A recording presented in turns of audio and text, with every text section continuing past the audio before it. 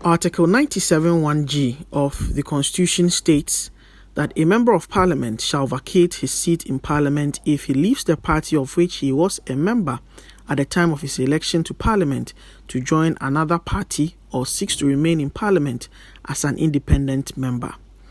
Based on this provision, the General Secretary of the new Patriotic Party, John Buedu, wrote to the Speaker requesting for appropriate sanctions to be taken on the Fomena MP. Andrew Asiamah is the first-time member of Parliament for Fomena on the ticket of the NPP. In February this year, he decided to withdraw from the NPP primaries in his constituency, citing a plot from his constituency chairman and the Ashanti Regional Chairman, Bernard Asiamah, to undermine his efforts as the reason. In the primaries conducted by the NPP in June, Philip Ofori-Asante clinched the ticket of the party unopposed. Subsequently, the incumbent has filed to contest as an independent candidate. But what really does the law say about this situation? Obi Amwa is MP for Ikuapem South. People had a right to cross carpet. So what happened was people get up in the morning, sit on the side where they belong, read a statement, and they just carry their books and say that they have crossed carpet. They joined another party. Now, the fourth Republican Constitution is very clear that you cannot do that. So if you remember, Mayoseni made a statement on the floor of the House that he had left the party. Automatically, it means he had left Parliament, in which case there was a by-election. Now, this situation is a bit peculiar. We have a sitting member of Parliament who has gone to file nomination that he doesn't represent the party anymore, he's going independent. This is a situation where he did not even go for primaries. The party had options, but the first option for the party is that under the party's constitution, if you go independent, or you say anything that will bring the name of the party into disrepute, the party can sanction you, including taking you out as a member of the party. The third-term MP and seasoned lawyer says the situation will be a tough one for the Speaker. Well, the Speaker himself is facing this thing for the first time.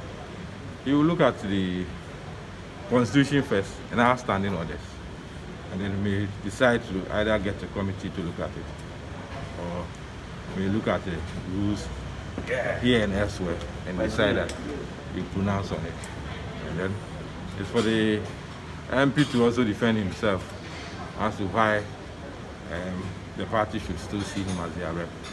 And in any case, the Constitution talks about vacancy in Parliament. If the Speaker were to rule that indeed he no more represents the party, there will be vacancy.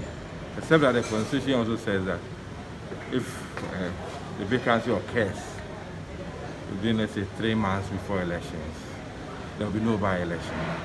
For MP for South Dai, Roxanne Dafiamakpo, the NPP is using the wrong approach in handling the situation. What he has done is to file to contest in the next elections to come to Parliament. So the question is whether Article 97(1) Clause G has been breached, particularly in respect of the last leg of the provision. If that interpretation will be placed on that part of the provision, then we'll have to look at the case whether this is a matter that the House can deal with, or it has to be contested in the law court.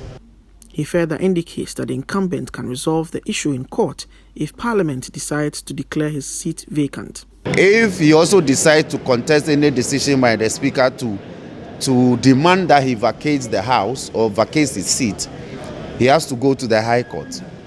And when he's in the High Court, then it means he can file for an injunction to injunct the Speaker from demanding that he leaves the House until the matter is resolved.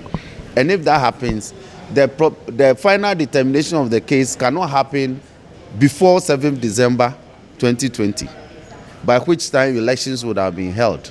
Minority Leader Harun Idrisu says the leadership of the House will thoughtfully consider the options available in resolving the matter. We are studying the move by the new Patriotic Party wanting to dismiss one of its renegade members who has decided to go independent. We are stating the constitutional principle of whether his exit is voluntary or involuntary, and whether by the sacking of his party from the party makes him an independent person, and whether this parliament will recognize him as an independent member of parliament. We are stating the provisions of Article 94 combined with 112 carefully, and when we reach a decision, we will communicate same to the Ghanaian public. But for now, he's walking on a limping leg. We await the decision that will be taken by the leadership of Parliament and announced by the Speaker. Reporting for Citi News from Parliament, my name is Duke Menton Poku.